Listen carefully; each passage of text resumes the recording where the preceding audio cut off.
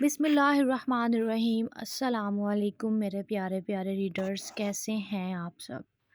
امید کرتی ہوں سب خیریت سے ہوں گے۔ اب ایپیسوڈ تب ہی اپلوڈ ہوگی جب اس ویڈیو پر 50 سے زیادہ لائک ہوں گے۔ یہ بھی میں بہت کم کہہ رہی ہوں، ویسے آپ لوگ کمنٹ ہی نہیں کرتے۔ سو سیڈ یار، بہت دکھ ہوتا ہے اس چیز سے۔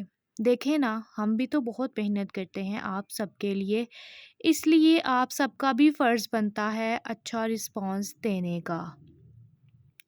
امید کرتی ہوں کہ اب آپ ویڈیو کو لائک کریں گے، شیئر کریں گے اور چینل کو سبسکرائب کریں گے، اور ایک اچھا سا کمنٹ بھی کریں گے۔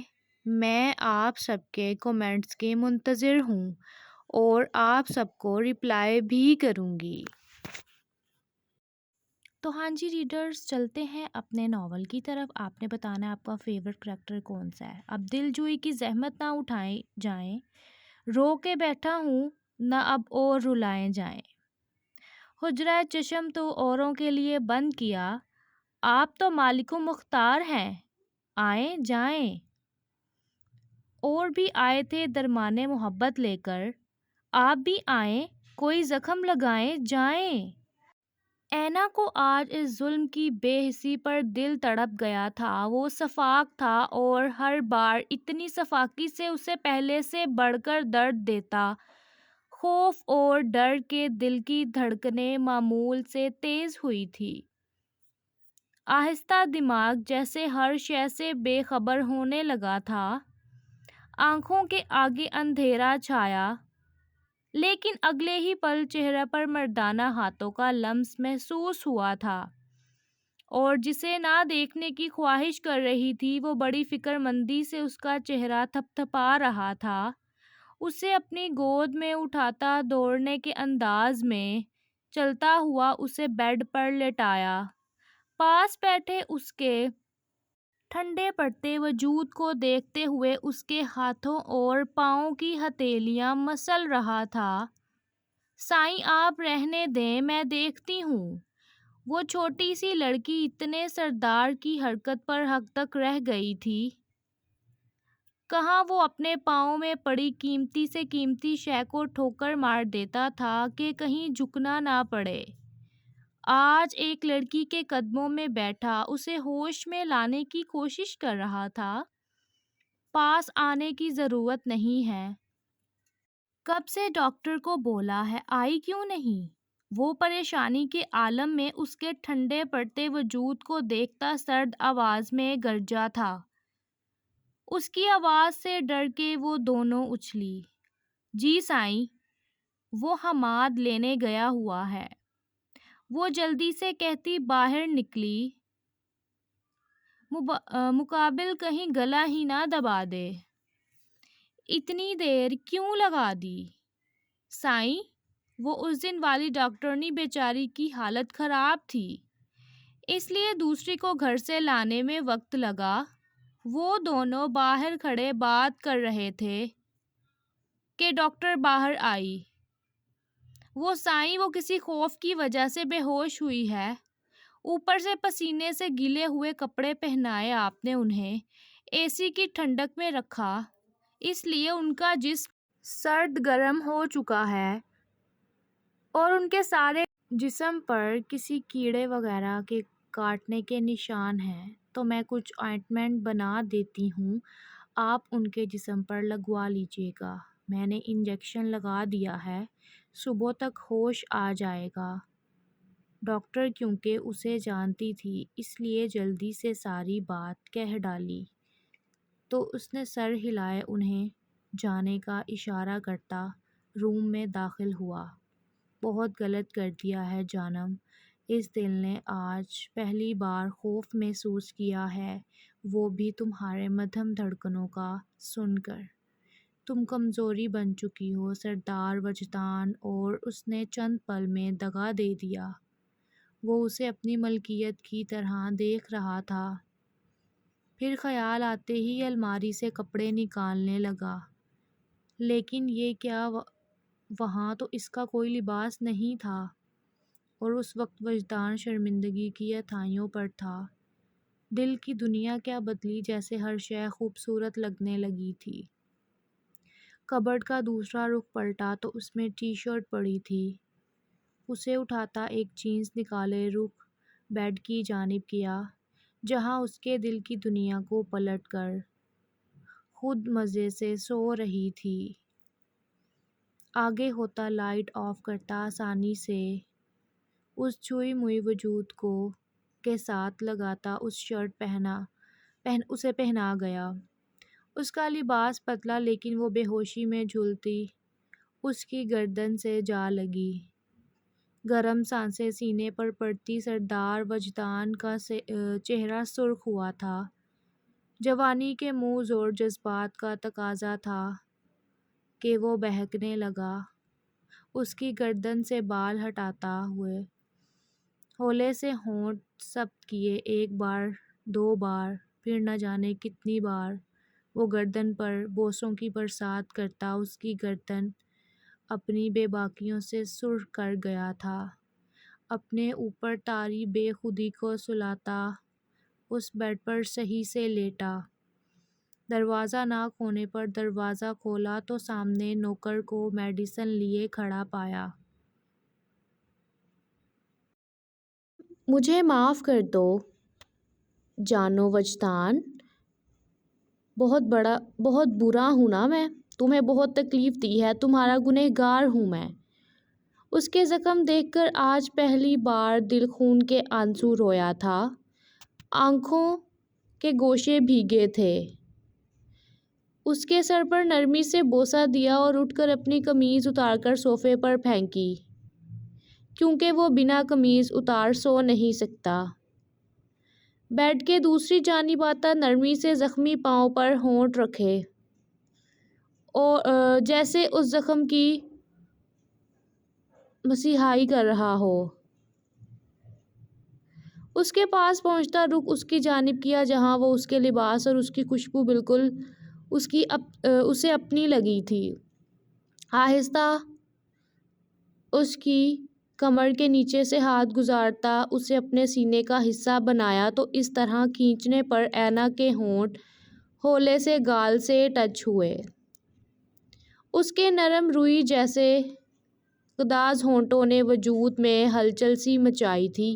اسے دیکھتے ہوئے اسے ہنسی آئی جو ہونٹ نیموں کے سکون سے سو رہی تھی۔ اوہ، پہلے پتہ نہیں ایسے سوتی تھی یا وہ آج زیادہ توجہ سے دیکھ رہا تھا۔ اپنی دونوں انگلیوں سے اس کے ہونٹوں کو بند کیا کہ وہ اپنی بے ہوشی میں ناک سکوڑتی دوبارہ سے ہونٹوں کو کھول گئی۔ اس کی حرکت پر وہ دل کھول کر پہلی بار قہقہ لگائے۔ دل کھول کر ہنسا تھا، لیکن نہیں، بہت زیادہ خوشی بہت زیادہ غم لے کر آتی ہے۔ آنکھیں کھولنے کی کوشش کی تو جیسے پلکوں پر منو بوجھ ڈال دیا گیا ہو۔ وہ بمشکل چکراتے سر کو سنبھالتی اٹھنے لگی کہ خود کو کسی کی قید میں جکڑے پایا۔ اپنی نظروں کا رخ بدلے دیکھا تو وجدان پورے کا پورا بوجھ اس پر ڈالے اس کی گردن میں منہ دیے اسے خود کے حصار میں لیے سو رہا تھا۔ اینا نے زور آزمائی سے اسے خود سے دور کرنے کی کوشش کی، لیکن وہ بلڈوزر تو ہٹنے کا نام ہی نہیں لے رہا تھا۔ نہ جانے کون سا سستا نشہ کیا ہوا جو جاگنے کا نام ہی نہیں لے رہا۔ وہ اسے دور کرنے کی ناممکن سے کوشش کر رہی تھی۔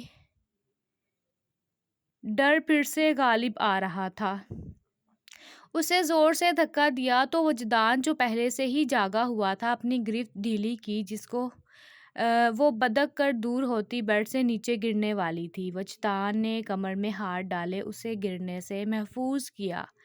ہاتھ مت لگاؤ مجھے، گرنے دیتے، تمہارے ہاتھوں غلاظت سے تو بچتے۔ کمر سے ہاتھ ہٹاتی وہ غصے سے گرائی۔ ہاتھ کیا، مجھے تو تمہیں منہ لگانے کا پرمٹ بھی حاصل ہے، اگر چاہو تو۔ کمر سے ہاتھ ہٹانا، گردن میں ہاتھ ڈالے اس کے ہونٹوں پر جھکا۔ اینا کو طیش آیا اپنے ہونٹوں پر اس کا لمس کسی دہکتے انگارے کی طرح لگا تھا۔ اپنی مزاحمت پر اسے خود سے دور نہ ہوتا دیکھ اسے ہونٹوں پر زور سے دانت گاڑے۔ اس کی حرکت وجدان پیچھے ہوتا ایک انگلی سے لبوں کو چھوا جہاں خون کی بوندیں موجود تھیں۔ اف میری شیرنی، اس قسم کی لو بائٹ صرف میری خانم ہی دے سکتی ہے۔ اینا جو اسے تکلیف پہنچا کر خوش ہو رہی تھی، اس کا خمار زدہ لہجہ چہرہ اس کی حرکت پر تانبے کی طرح تپا تھا۔ میرے یہ کپڑے کس نے بدلے؟ اپنے کپڑے دیکھ کر حقیقی طور پر اس کے ہوش اڑے اور اپنی گردن پر ہوتی جلن پر ڈریسنگ مرر میں نظر آتے نشان اسے ہلا گئے۔ مسٹیکس کو اگنور کیا کریں، ٹائپنگ میں ہو جاتی ہیں رائٹر سے۔ کر لی ہوس پوری، تم جیسا بے ضمیر انسان نہیں دیکھا میں نے، کاش میرا کوئی اپنا ہوتا تو دیکھتی، تم جیسا شیطان کو جان سے مار دیتا، ہم لاوارثوں کو پوچھنے والا کوئی نہیں، اس لیے ظلم کرتے ہو نا۔ وہ اس کے گریبان کو پکڑے آنکھوں سے نکلے بہہ رہے بنا اپنی حالت کے پرواہ کیے وہ کھڑی تھی۔ اپنے گریبان پر ہاتھ دیکھ کر وجدان نے شدت سے مٹیاں بھینچی۔ اگلے ہی پل اسے گود میں اٹھاتا بیڈ پر بٹھا گیا۔ یہ اس نے اتنی جلدی کیا کہ اینا کو سمجھ تک نہ آنے دیا تھا۔ اپنے بالوں پر انگلیاں پھیرے خود کو پرسکون کرتا اس کی طرف مڑا اور اس کے قریب بیٹھا۔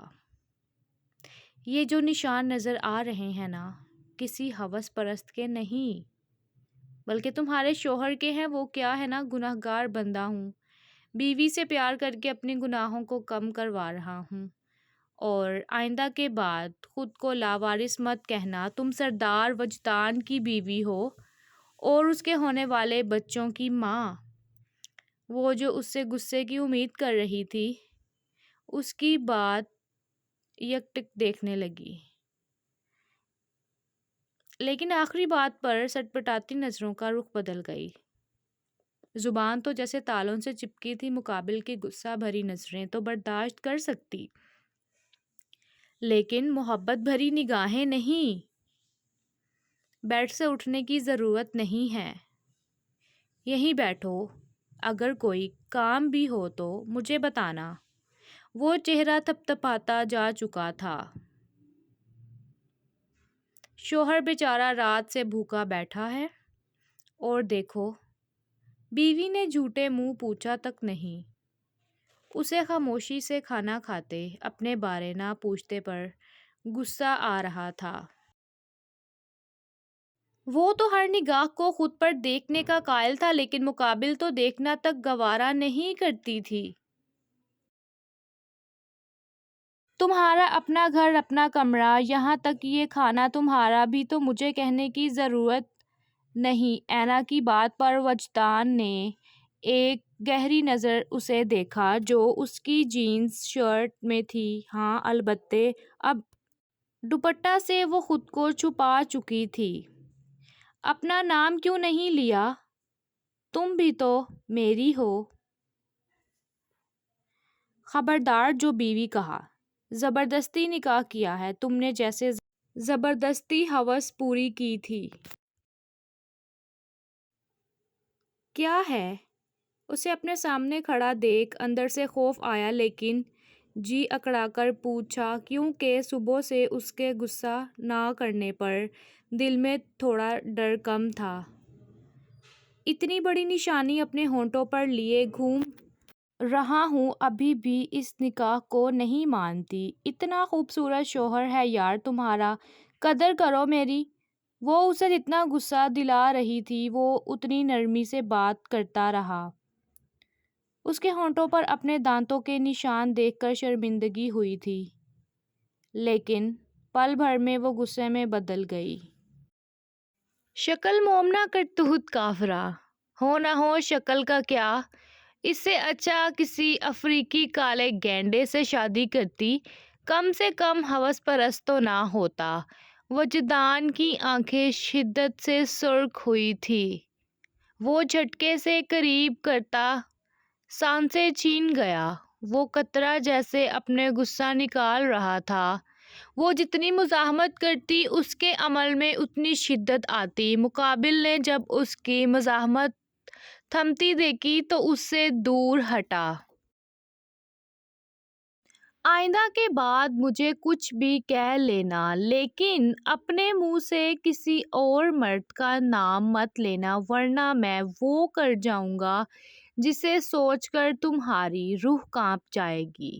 اس کی تھوڑی پر بنے گڑھے پر دانت گاڑتا، اسے وارننگ دیتا، جھٹکے سے چھوڑتا باہر نکل گیا، ورنہ اس کے منہ سے کسی اور کا نام اس کے سننے پر آگ لگا گیا تھا۔